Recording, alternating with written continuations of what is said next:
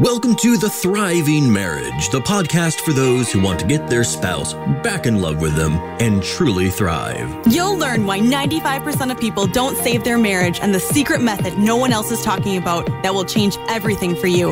Are you ready? Let's turn tragedy to triumph. Here are your hosts, international marriage experts, Mark Johnston and Heather Choate. Here we are again. My name, of course, is Mark Johnston. I am the head coach with High Thrive Coaching. And with me today is Scott Murray. How are you doing, Scott? I'm doing good. It's technical difficulties. I'm glad I don't have to deal with it. So Scott here has been working in some of our programs, and I thought I would just give a little bit of an inside look at how things run and what was going on with Scott, how he's been helped. I know a lot of you have that question out there. You're wondering, okay, is this something that can actually work? Can I be helped? Is this too far gone? Questions like that. And so Heather and I like to have these interviews on occasion just to kind of show you that, we do have some solutions here and it works for, regular people like yourselves. So Scott, I just let's just start off with some basic questions here. How did you find us? What was going on before you got in touch with High Thrive Coaching? It was chaotic. I was at a low point, an extremely low point.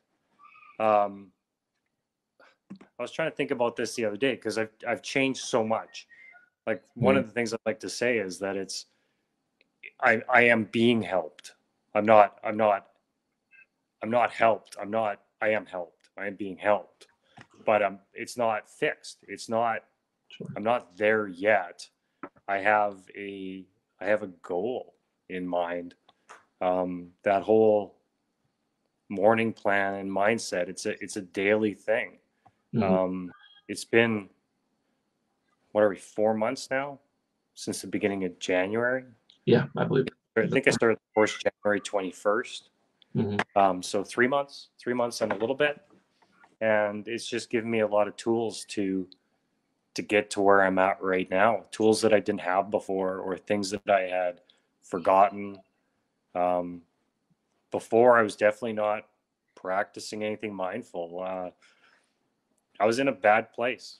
Both Rhonda and I were. We were being really hard on each other. We weren't communicating.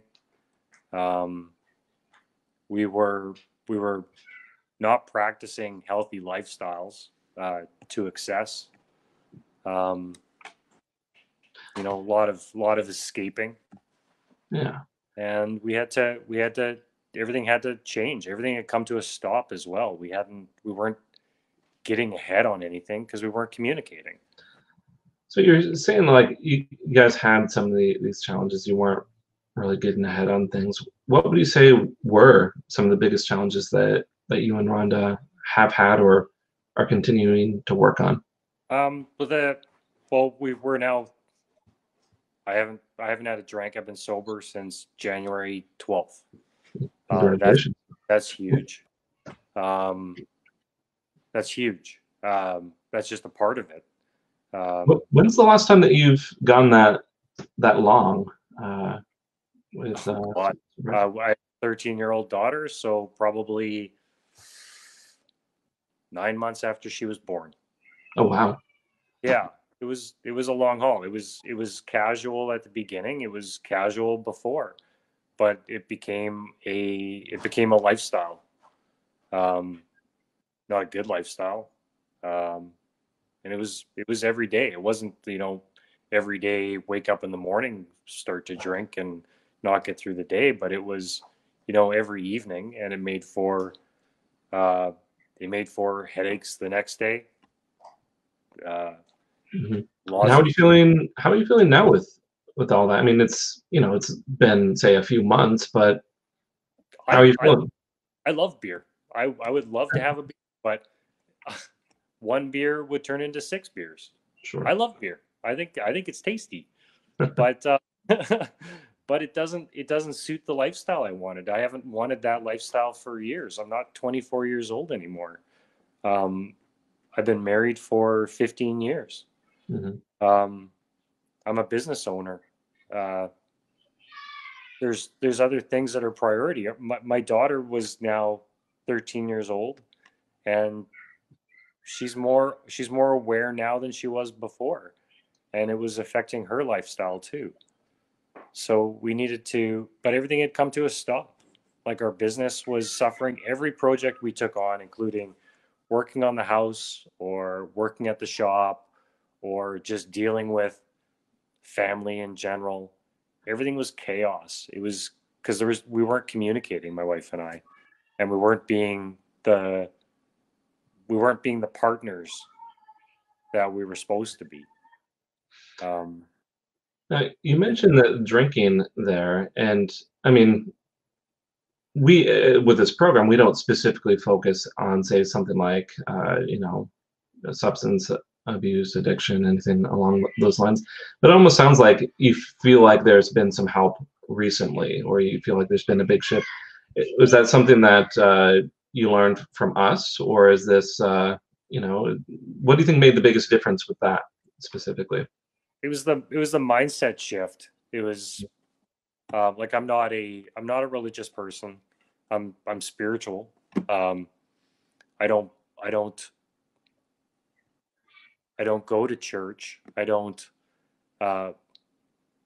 know what I believe in as far as God goes, but I am spiritual and I believe in something bigger than this. Mm-hmm. I believe that we're put here for a reason. And we all have something to provide. We have there's something bigger here. I just don't know if I need to go to church every Sunday, to practice once a week.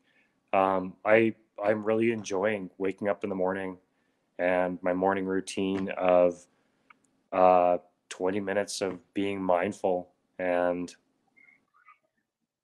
doing it every morning. Or if I need to meditate in the afternoon, Just depends on where I'm at right now with COVID-19 and the stress of everything.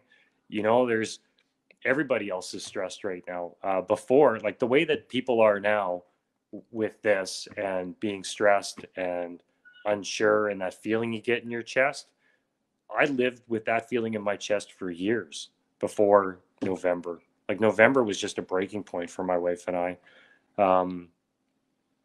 We've gone through a lot of traumatic experiences with losing family members, and that was a big one at the end of November.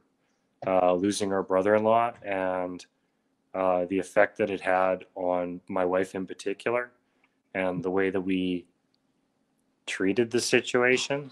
I was not willing to step up and support her. I was done. She was done before that. Like we were talking about. It sounds to me. It sounds to me like what you're saying is there's like a lot of things that were really culminating. Yeah. In the fall, it got you guys to this breaking point, and you recognize that your lifestyle in general just wasn't working. And it sounds like you also feel like you weren't necessarily going to turn to religion, and certainly for those who really want to go that route, I think that's a great route to go. But you wanted something else, and it sounds like what really made a big difference is some of those exercises that Heather and I teach in terms of adjusting your mindset, adjusting the way you think, the way you feel, and a lot of those exercises surrounding that. Yeah, and then you teaching me how to communicate and how to open up so I could talk to my wife. Any communication we had was painful. It was very stressed, and it didn't go well until I started following the program and listening to what you were saying, and you supplied ideas. Like I can't say that everything. I had to take what you said and I had to apply it to my situation. Oh, sure. Yes. and then pick away at it. Like I had to read between the lines because you don't give specific, maybe for some people, but for my situation, it wasn't specific to me, but it had bearing. Mm-hmm.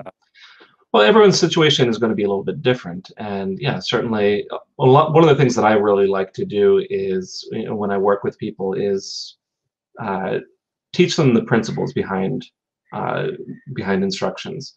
So if I'm telling people to go do this, I want to make sure that they understand why they need to do certain things. And it's much better, it sounds like you're saying it yourself.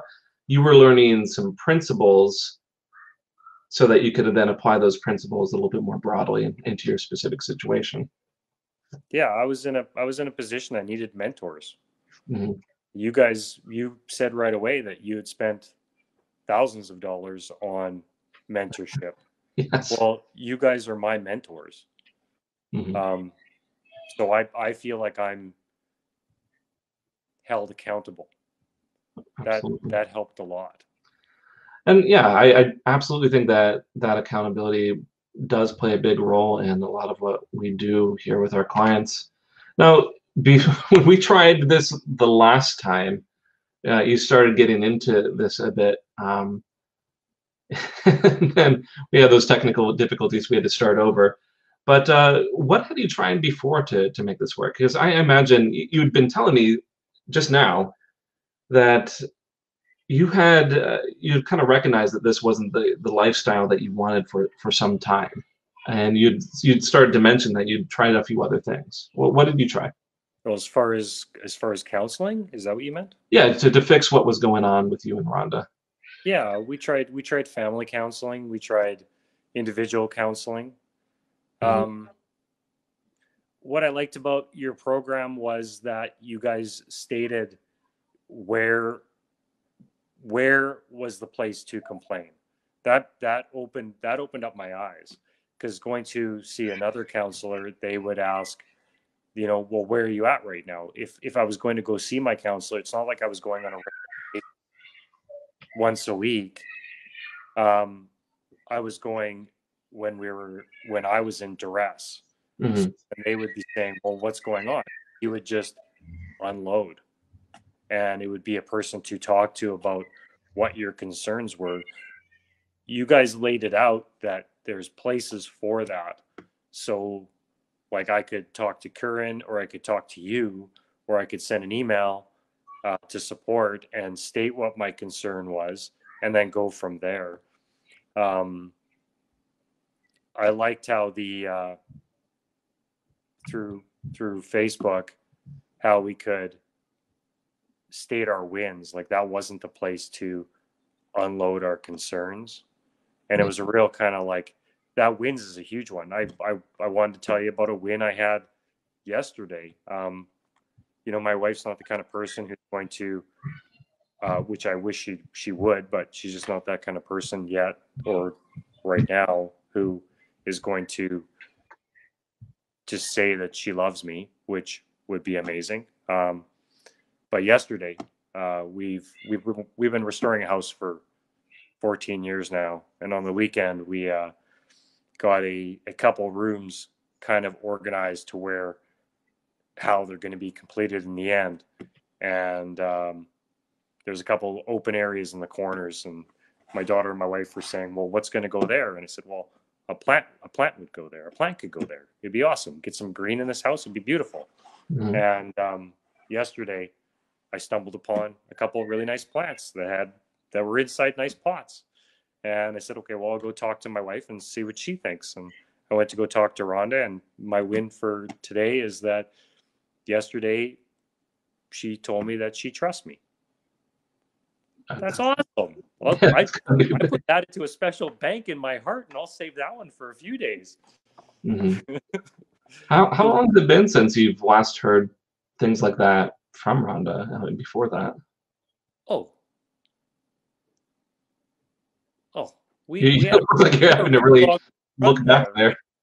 What was that? I know, we had a long run. It was Mm-hmm. November is when everything cusped. Yeah.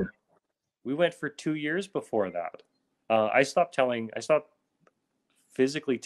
telling her I loved her because she never told me, but I didn't know what her way of showing love was.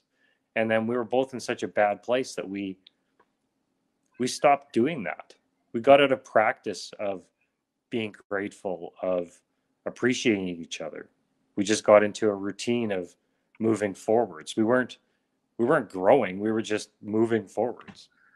It sounds like to me like what was going on before? You guys tried going to counseling and it just was a place to dump. And I've heard that complaint before, and this is nothing against traditional therapists or whatnot. I think many of them do a great job with many problems. I also recognize, I was kind of in that realm for some time, and I know that a lot of for a lot of therapists, the marriage arena is not their focus, and so what I will sometimes see is people approaching it like they would other problems, like say depression or mood disorders, anxiety disorders, other more common things, and it doesn't always, the formula doesn't quite fit the same in those cases. I think one of the, you know, and you started getting into this last when we had tried this a little bit ago. I think what you had mentioned before, like one of the big things that you appreciated was the action steps that we would take, rather than just having this as a place to complain. There were areas to complain, and there were areas to share your victories, and then there were areas to find solutions, essentially. Now, with all of this, where are things at right now? Now, I think you said it right at the beginning. It's not fixed. You're working on fixing things, but where are you and Rhonda compared to where you were at, say, in the fall? We have daily plans. There was a lot of ideas there. Like I said, it was really chaotic. I just felt like I was constantly trying to catch up and could never catch up. It's almost like we had to come to a truce. Everything kind of came to a stop, and it was probably a good thing. And we got daily plans now. Like we're talking. We have an idea of what we're doing during the day. We have routines that we're doing. Basic routines are, chores and stuff like that. Taking care of the house, spending time with Maya. Routines are daily meditation, finding time for, an hour a day for this program.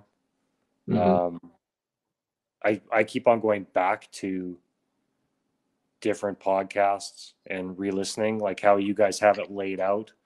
There's just so many times as you're learning this stuff that you try something, especially at the beginning when it's really hard, and you try something and at least you tried it, and it may not have gone as smoothly as you thought it would. But going back to the program and re-listening to it again, it just opens up a new eye. And as you hit milestones, going back and listening to it again, and you see it in a different light. And then you try something else, and you just keep on building on that. Heather talked about listening to everything twice. God, I'd say 3 times, 4 times. I became fanatic about it because I was just looking for answers. Like I said, things had come to a stop, and all I wanted to do was repair my family and figure out where we were going to go from here or from there. And at least having podcasts to listen to and learning something, it was at least me working on it. Like if Rhonda wasn't going to work on it, at least I was doing something to try to figure it out. My main thought in the back of my head was, if anything, I just wanted us to figure out how to separate on good terms so our daughter could have a good future. Both Rhonda and I come from divorced families. We don't have people around us who are our mentors. We don't have people around us who ever had good experiences. All of our families are broken and went through divorce. I don't have any experience with somebody who went through it and came out the other end happy. Does that make sense? Like, yeah, no, I like you didn't have a really good example, and the truth is, no one really, there's nothing really out there to, at least in the normal course of society, that really teaches you how to be a good partner in a marriage. Now, you mentioned, you said, one of your initial goals was simply to part on good terms. Is that still the goal between you and Rhonda?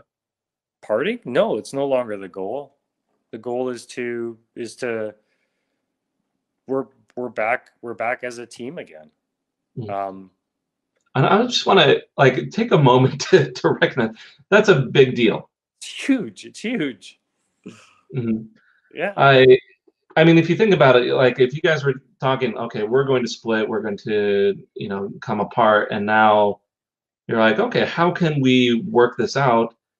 That's a huge turnaround. And, I bet that didn't all come right at the beginning.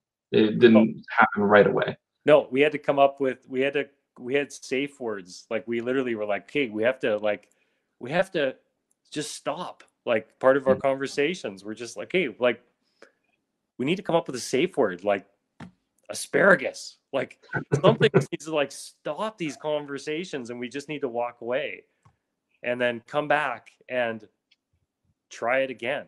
But we would just need to stop. Like we were getting into these conversations, these arguments that were going nowhere, and they would get heated, and like she was ready to leave. But we didn't know how. So well, I even remember like our first conversations. She was in that spot, and you were ready to put the work in. Now, what do you think made the biggest difference here? I know you did a lot of work yourself. What do you think made the biggest difference for Rhonda and joining you and trying to make things work? It's the trying to think of what part of the program it was. You were talking about not goals, but rewards. I had to make it so she saw a result. Like that was the hardest part. Like there were times where like I was saying to her, like, don't you see that things are changing? She didn't trust me though. That was huge. We had to get past that point. We're still, just like yesterday, she told me she trusts me. Like that was yesterday. Yeah, I know one of the big principles that I teach is, sometimes I'll see situations where someone makes promises. They're like, see, I'm making changes. Or sometimes I'll see people who are making the changes but not communicating that very well. And one of the big things I like to teach is making sure that those messages and those actions are really tied together very well. It sounds like you were saying, okay, you needed to make sure that you were doing more than just saying that things were going to be better. You need to help her to see what was, the results of that. Yeah, and my intent, like I'm doing this for this. Like I'm doing this for you. Like she didn't see that at some points. We were just moving ahead, and she wasn't seeing that I was doing that specific thing for us or for her. So why would she say thank you? Why would she recognize it? To explain that, and just for everyone else, what I see that goes on is when people start coming apart, when a couple starts coming apart, there's a shift, and it happens over time. The person who's leaving the marriage, they start describing things differently. They start saying, okay, well, in this case, maybe Rhonda is saying, well, Scott doesn't care. Scott is doing all these things. And it creates this story, this narrative. And I can identify very clearly when things start shifting in a better direction is when that narrative shifts, when the person who's leaving starts saying, my partner is actually trying, is a good person, is, actually is doing what they're saying that they're going to do. And when that narrative shifts, it becomes a lot easier for them to recognize, the good efforts and all of that, and it becomes easier to turn things around. Yeah. What do you think? Yeah. And so right there, this is why that moment where you said Rhonda told you that she trusted you. In my mind, this is like, is that indication? Is that indication that the narrative is shifting and that she's starting to describe you in more positive terms? Yeah. And it sounded like what you said was the big difference was you started showing her that what you're doing, you're actually showing her and following through with what you're saying, essentially. Yeah, we've simplified our lives. So, like, especially with what just happened Mm-hmm. or what's going on right now, you really have to come up with a plan for every day. Like, this is what we're doing today. Everybody just got locked in their houses, and you can't just go out and do stuff. So you're waking up in the morning going, okay, what are we doing today? Well, it's the three of us. We're doing whatever the three of us want to do today. There's things we need to do today.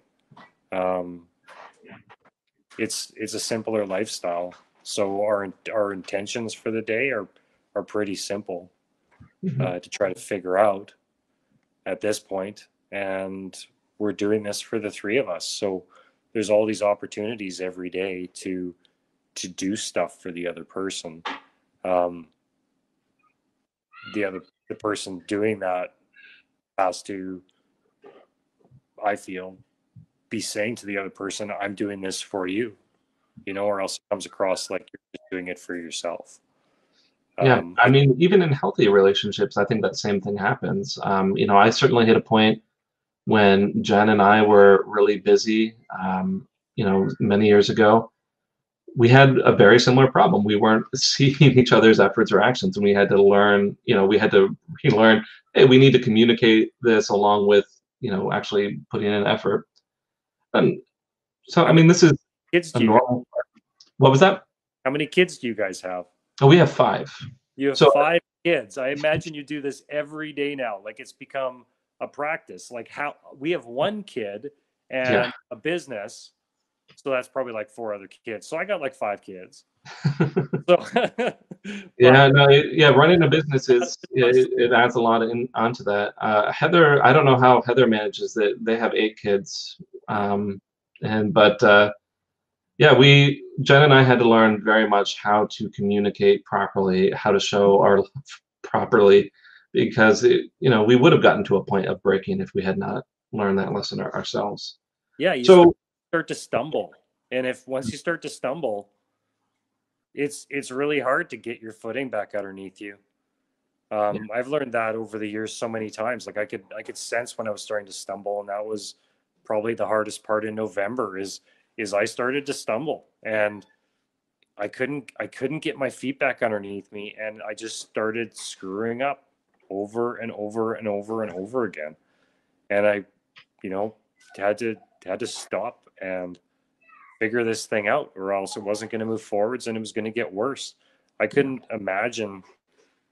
I didn't want Rhonda to leave. I couldn't figure out how she was going to leave.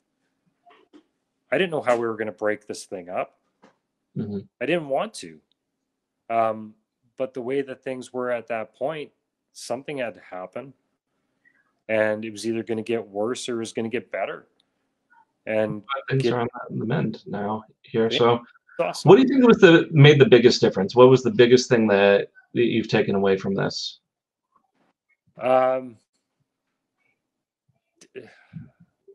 Mindfulness, meditating,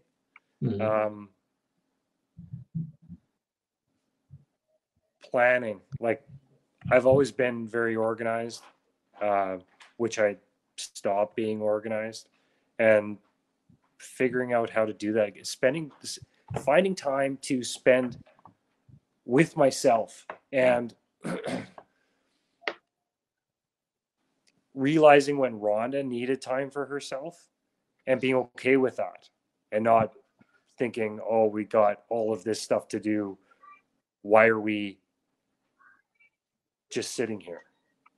Like finding time for ourselves, finding time for her to have time for herself, finding time for me to have time for myself. Yeah. Multiple times throughout the day, just to stop and shut my brain off for a few minutes and breathe. It's been great. No, absolutely. And you know, myself, I try to put into practice a lot of what we teach. I'll tell you, you know, that's probably made the biggest difference in my life as well. It can be amazing what taking a little bit of time for yourself to think about think about your thoughts for a bit, what that can do to your day or just to your life in general. Mm-hmm. So even in these few months, I mean, you said it yourself, not everything is all the way fixed, but even in these few months, things have turned around. I imagine you've taken away a lot here, and you keep going back to this time in the fall when things were really rough.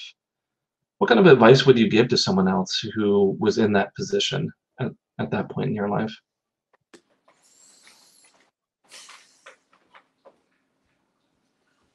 I'm not too sure. I feel stronger now than I was before. Mm-hmm. I don't regret that stuff. So I think it's something we had to go through. I'd like to think at this point, I might think differently in a few months. So in terms of advice for them, kind of like a sense that, the challenges are not terrible. Sometimes they are needed. Giving them that kind of acceptance for where they're at. Is that what you would tell them to? Yeah, you gotta forgive yourself. We're gonna mess up. We're gonna mess up every other day, but it's gotta learn to forgive ourselves. Give ourselves a little bit of room to breathe, and just know that we're not perfect. I needed to go through that stuff. Rhonda and I both did to realize I think at this point that what our roles are in this and how strong each of us are. I don't know if I'd say I don't regret it anymore. So I don't. It was awful, mm-hmm. and I treated it the wrong way. I could have been a better person. I don't regret it. No, some great words there. It certainly is terrible when you're in that moment. And I'm sure in that moment you didn't really appreciate where you were. But it sounds like you've really taken a lot of lessons away from those struggles. Yeah. And I actually think that, those hardest moments in our life are the best teachers. Sounds like you've come to a very similar conclusion here. So,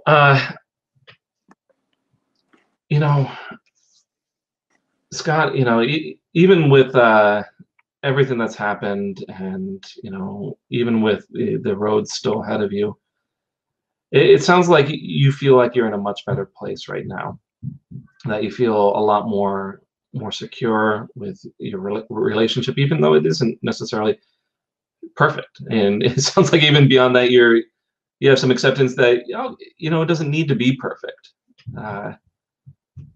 And I mean, that's got to be a great place to be compared to where you were at. Yeah, people are gonna argue. That's part of it. Part of our problem at the time, and even a week ago, because that was a part of our conversation a week ago in one of our arguments. Before that, Rhonda didn't want to be in any of these arguments. It was all traumatic to her, where I just thought that we were talking, trying to figure it out, negotiating. But negotiating was a heated argument. I didn't think that they turned into heated arguments. But learning how to ask questions and get through these conversations, not sweeping it underneath the carpet. Yeah. Even she knows that now. She knows that I'm going to pick up the topic again and talk about it instead of just moving on and pretending it didn't happen. Mm-hmm. You can't learn anything from just forgetting about it. Absolutely. Yeah. Well, Scott, I appreciate your input here. It's really, with me being on the front line a lot of these cases, it feels really good to hear that it's what I'm doing is making a difference. So I appreciate your time here. Appreciate your thoughts. What was that? I appreciate you, Mark. Thanks for this. You're welcome. So do you have any parting thoughts before we say goodbye here? Anything at all? I'm glad it's summer. I hope everybody gets some vitamin D today. Absolutely. Yeah. Especially with the quarantine going on, it's I know me and my family, we've just been craving to be able to get outside. But anyways, once again, thank you for your time, Scott. And if you guys have any questions, Heather and I will be popping in the comments section here and there.